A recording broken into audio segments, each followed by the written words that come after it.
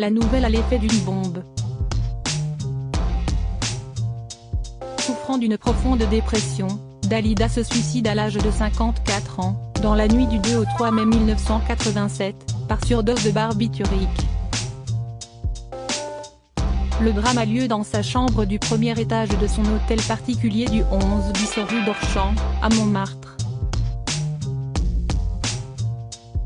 C'est Jacqueline, son habilleuse, qui découvre son corps sans vie aux alentours de 17 h le lendemain. L'icône de la chanson n'est plus, ses obsèques sont organisées en l'église de la Madeleine 3 jours plus tard. L'interprète des paroles est inhumée au cimetière de Montmartre, quartier qu'elle affectionnait tant. Les murs de sa propriété auront été témoins de la plupart des drames qui ont marqué sa vie personnelle, sa peine après le suicide de son premier mari Lucien Maurice, puis celui de son fiancé Luigi Tenco, et enfin celui de son compagnon Richard Chanfray. Zoom sur la magnifique demeure de la chanteuse. Dalida tombe amoureuse de la villa aux airs de château de princesse en 1962. Déjà forte de plusieurs succès en France dont les titres Bambino, Gondolier et Les Gitans, elle tente de percer à l'international et vient de divorcer de Lucien Maurice. La chanteuse alors âgée de 29 ans n'est pas la seule à vouloir acquérir la demeure datant de la fin des années 1920. Jean-Paul Belmondo est lui aussi intéressé, d'après ce que relatent nos confrères du Parisien en 2017. Il faut dire que l'un de ses anciens occupants était lui aussi célèbre. Louis-Ferdinand Céline en était le propriétaire de 1929 à 1944, année durant laquelle il met en vente l'hôtel particulier pour emménager rue Girardon. Supérieur à Dalida, Alain Delon, Michel Drucker. Ces hommes qui ont marqué sa vie auraient toujours aimé Montmartre, véritable nid d'aigle perché sur les hauteurs de Montmartre, juste en haut de la rue Le Pic et à quelques mètres de la place du Tertre. Son prix est exorbitant. Mais la vue imprenable sur Paris, avec le Grand Palais en ligne de mire et la Tour Eiffel sur la droite, en vaut la peine. Dalida s'empresse de l'acheter, disposant de la somme nécessaire. J'ai toujours aimé Montmartre, j'ai trouvé que c'était tellement paisible et calme que j'ai tout de suite acheté cette maison lorsque je l'ai vue, confie-t-elle dans une interview télévisée en 1975, reprise par AD Magazine. La maison se trouve à 2 pas du moulin de la Galette, où Dalida a ses habitudes, s'attablant toujours près de la fenêtre. Lorsque la solitude s'accentue dans les dernières années, elle y est quasiment tous les jours, notamment avec sa grande amie Anouk Aimée.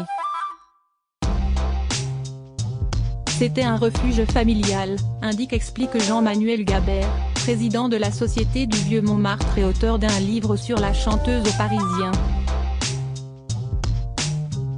Pour l'icône, la célèbre butte est aussi synonyme de souvenir d'une vie passée. Dalida et Montmartre, ce n'est pas anecdotique. Sa vie, ses amis étaient ici et elle adorait cet endroit, la gouaille des marchands des 4 saisons de la rue Le Pic, les Poulbeaux, enfants du quartier, la vie dans la rue. Tout cela lui rappelait Choubra, le quartier italien du Caire où elle avait grandi, poursuit l'auteur. Alain Delon, Jean-Luc Lahaye. Dalida partage son toit au gré de ses relations.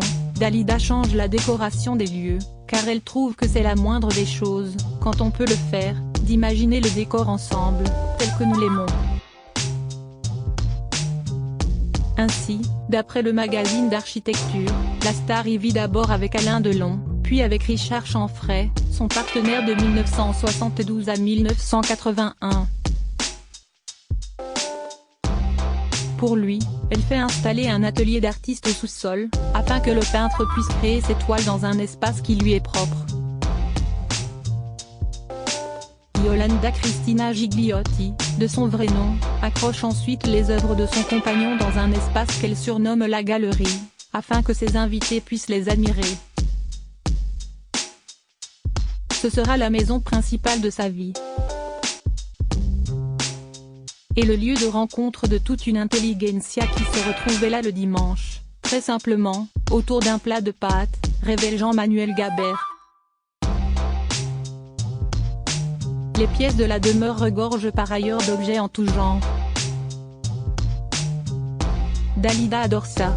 Elle collectionne les bibelots chinés lors de ses voyages, comme un grand buste de Bouddha ramené de l'Himalaya, mais aussi les livres, indiquent nos confrères, ajoutant que sa chambre et son petit salon abritent de grandes bibliothèques. Construite sur 4 étages, celle que l'on surnomme à l'époque la Calace des Jukebox dispose d'un grand salon avec d'immenses fenêtres, d'un petit salon doté d'une cheminée, d'une terrasse privée et d'un balcon, d'une salle à manger avec une immense table, d'une cuisine équipée, et d'une pièce dédiée à la musique où se trouve son piano. À l'extérieur, une cour assez grande pour pouvoir égarer plusieurs véhicules. Entre 1975 et 1980, la belle égyptienne accueille même chez elle Jean-Luc Lahaye, supportant mal la solitude dans cette grande maison. J'ai vécu dans cette maison à l'époque où elle vivait avec Richard Chanfray. J'ai assisté à des moments d'amour où l'on était vraiment bien, et puis à d'autres moments où c'était la guerre totale. Quand Dalida se fâchait, il ne fallait pas être sur sa route, relate le chanteur dans un éclair de génie sur VL Media, repris par Closer en janvier 2021. Il se souvient de quelques anecdotes cocasses comme lorsque Dalida lui demandait de jouer très bien ou pas du tout, quand il est au piano, ou s'agace quand il lui bloque la route avec sa moto mal garée. Je laissais ma moto parce que je n'arrivais pas à me garer devant sa sortie, et je bloquais sa mini et elle m'appelait, elle devait aller en télé, elle était furieuse, fait-il savoir. La villa de Dalida scindée en 3 appartements plus de 20 ans après sa mort, l'hôtel particulier est séparé en 3 appartements, dont un superbe duplex au dernier étage, avec une surface d'une centaine de mètres carrés. Sa propriétaire, qui a fait fortune dans l'assurance, s'en sépare le cœur lourd. Je vends à regret cette demeure où j'ai été heureuse et que mes amis appelaient mon donjon, déclare-t-elle au Parisien en janvier 2013. À la même période, Gala informait que l'appartement du dernier étage était en vente auprès d'Immobest International, pour la somme de 2,35 millions d'euros. Cette vente est très particulière car l'appartement jouit d'une vue absolument unique à Montmartre, explique alors le directeur de l'agence Xavier Attal dans nos colonnes.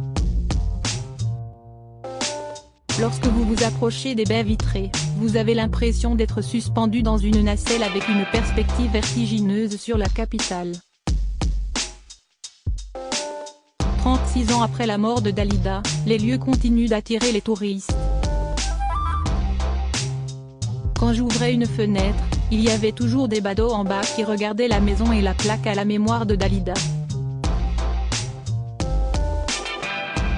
Un samedi matin, une guide américaine a même débarqué avec un haut-parleur, raconte l'ancienne propriétaire. Preuve que la renommée mondiale de l'artiste lui survit encore. Crédit Photo, agence.